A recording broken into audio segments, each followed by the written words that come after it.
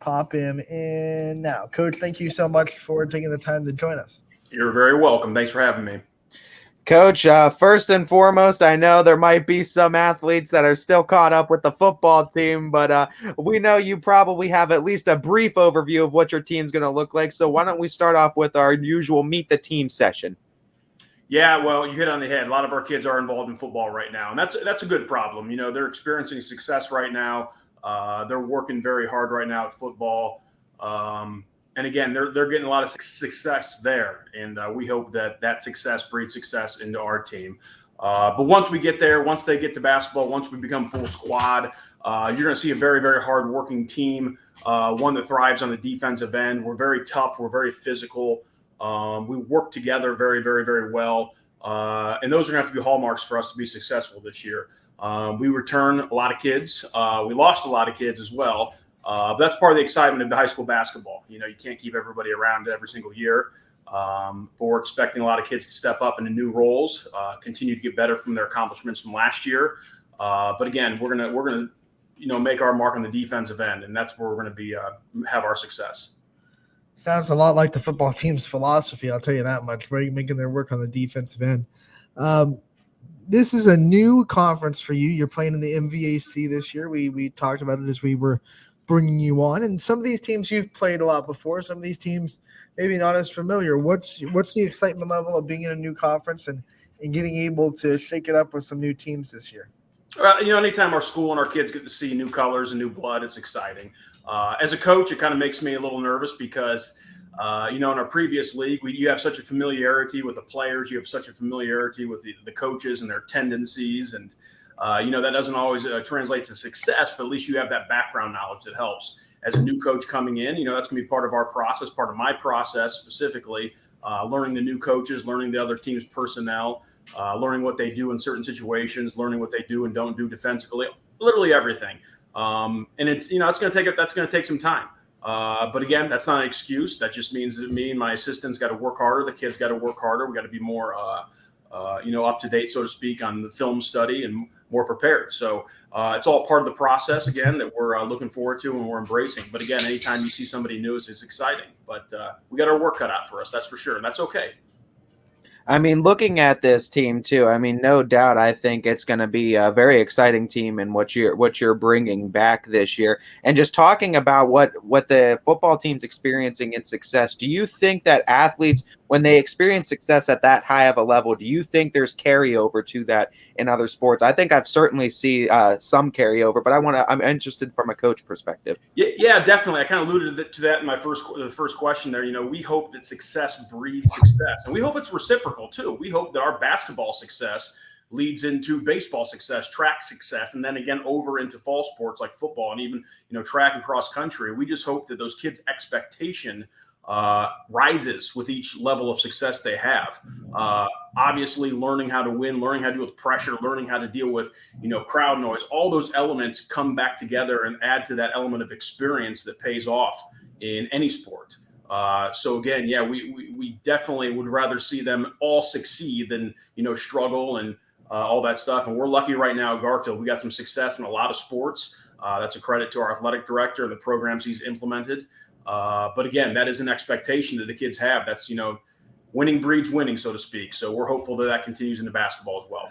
And one of the ways that does continue is the leaders that they go on from one sport to another kind of understand the standard and then give the standard to the next team they go into. Talk about some of your leaders, some of your vocal leaders, and who you're going to lean on to kind of be your coaches on the floor when to get these kids in the right position. We got a couple of them. I know the first name that comes to mind when you ask that question is Anthony Dema. Again, one of our best football players, if not, in the area, one of the best football players in the area. But just his leadership, both in vocal and action, is priceless. Constant motor, constant talking. It seems like when he's more engaged on both ends of the court, we're more successful. Brody Swogonski kind of follows that. Those are the first two names that come to mind. Brody, again, is a tenacious defender, our leader offensively in terms of being the point guard, setting up our plays and whatnot. He was our leader in charges taken last year. And I look at those two, again, in terms of leadership, both in terms of actions and vocal contributions. And again, they're both having success right now in football. And we're hopeful, again, that carries over to basketball. We know every coach with every program tries to implement their version of a culture, or what a culture they want to build within the program. So in asking any of your boys for the team, what does it mean to play for Garfield's basketball team and to be a G-man? What do you hope they would say? Well, I want them to learn the value of hard work. We always try to relate our lessons to real life, whether it's, school or relationships or work or whatever it may be. We try to relate those lessons into real life. And one of the pillars of that is hard work. This is sometimes, if they're going to, whatever they do, and if they go to college, whether they work after high school, it's going to be work. And that's okay. There's nothing wrong with that. I work hard. Our assistants work hard in their daily lives, and we want that to carry over into real life. And I've always been saying this. I'm going into my, 10th or 11th year as head coach at Garfield, and my two tenets always, again, are to play hard and to play with class. I firmly believe that, again, those two things can carry over into anything.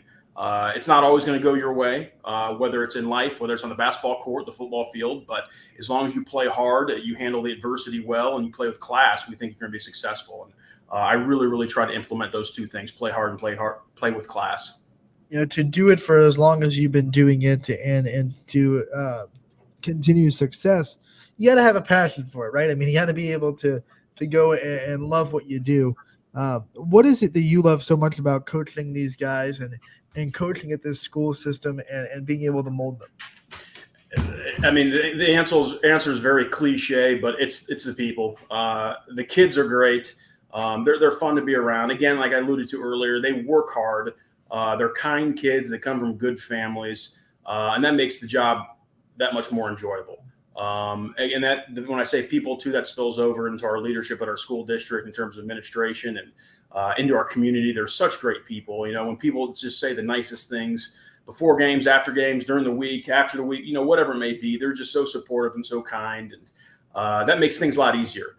Personally, I love to see the growth. I take great pride in seeing the improvement that our kids make from either day to day, week to week, month to month. And mainly what I'm looking at is from the beginning of the season to the end of the season.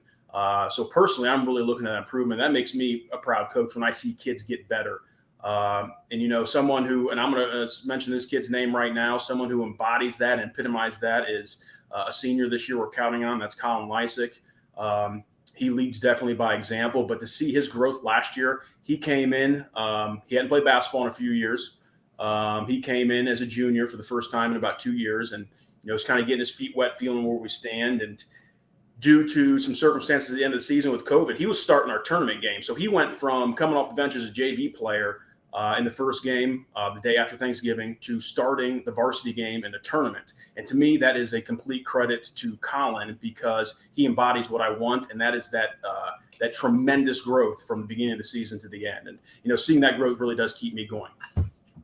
Obviously, that growth is the big part of coaching and what fuels a lot of coaches. And talking about your tenure, you said 11 years plus. And I mean, there's obviously a lot of coaching things that you learn throughout that process. What is the biggest thing you've learned about yourself as a coach from that beginning of that run up until now at this point? The biggest thing I'm learning, I'm constantly learning. Sometimes, I got to learn not to let certain things bother me so much, that I have such a high expectation for the kids, and it might take a little longer for them to get there than what I want, and I let that bother me. But I'm learning, again, at the same time, that will take longer. Sometimes they're not going to come in ready-made. We got to work harder. And I've also learned that just because it worked for me, or just because it worked for a team that won 21 games 2 years ago, or won a district title 5 years ago, that means nothing with this particular group. Or the next group. So you got to be ready as a coach to kind of adhere what you're doing to that particular team, and learning that, again, that's another exciting thing, learning what is best for your team. But that's the one big thing I've learned. Just because it worked for Team A doesn't mean it works for Team B, especially when, you're 11 years in between each. So you definitely got to change. You definitely got to change with the times and adapt to the kids. So, this is something that we ask players usually, but I'm kind of wondering to ask you, who are some role models / mentors that have helped mold the coach that you are today? Oh man, that's a list that's probably way too long to talk about right now. But there's about 4 names that come to my mind initially. And that is the guy I played for and started coaching under, and that's the former head coach at Manchester High School, Gene Schindewolf. I think he has about 580 career wins. I played for the gentleman. He got me into coaching, taught me a lot of things about the sport. And then after I graduated college, I got hired out at Waterloo High School, and I was an assistant there for 2 years under a gentleman named John Herchek. And he taught me. He took me that next level. And then Coach Herchek actually became an assistant of mine at Garfield for about 5 years. So by far, those two gentlemen in terms of basketball have been huge in my career. And then again, my parents. I know that's very cliche as well, but their support and their lessons they've taught me in life and school and whatever it may be, I apply that stuff to basketball. And that's probably where I get that. As long as you work hard, we can live with that mentality. I remember my parents always telling me, we can live with results as long as you give 100%. And that's definitely what I want to instill in my kids. We know every great coach is surrounded by great staff as well. And when we talk about that, we want to give you the chance to kind of meet the staff segment now and shout out those assistants and those other big proponents that are going to be a big help to you along the way. Yeah, I'm blessed with a great staff, unbelievable staff. That's head by, I've been there for, like I said, 11 years. Terry Peterson, he's been there with me since day one, extremely committed, loves the kids. The kids love him. He's kind of got that happy-go-lucky kind of nice guy side. So when I'm upset or I'm after them, they kind of know to go to him because he just takes it in stride. He's always happy, always positive. And the kids do feed off him. So I've been very lucky to have him. He's got my back no matter what for 11 years, and I know he's going to continue to have my back. And then I also have a gentleman named Randy Ward. He is also a football coach right now. So he brings that toughness, that tenacity. And one thing I've learned from him is the preparation side. This man studies the film like no others. He gets after the kids. He's hard-nosed. We would not have success without him. I've had Tommy Bissler. He was a member of the 2016 district championship team. He is this is, I think, his fourth year on staff, maybe. I can't remember offhand, but he's been tremendous. And you talk about growth, seeing his growth as a coach from that first season assistant to what he is right now, it's been incredible. I've trusted him with a lot of offensive stuff. I've trusted him with a lot of stuff in practice, and that's a credit to him. And, Randy and Tommy and Terry, they just embody what we want in assistants because of their work ethic, their attitude, and what they bring. And then this year, I'm also lucky to bring on a new freshman coach named Matt Hill. He brings a tremendous pedigree, passion for the game that I'm looking forward to learning from him too, because I know he's got a background in it too. And I really, really am lucky. Hopefully they watch this because I want them to know how lucky I am to have them. So they do a great job, and the kids should be lucky to have them too. Coach, thank you so much for taking the time to join us today, helping us kind of preview the G-Men basketball season. We look forward to covering you. We look forward to seeing you guys on that awesome floor that you guys have. That is a privilege to kind of put on camera. And we'll talk to you again real soon. Well, I appreciate you having me. Anytime, I'm here for you guys, and best of luck. You guys do a great job. Thank you. Thank you, Coach.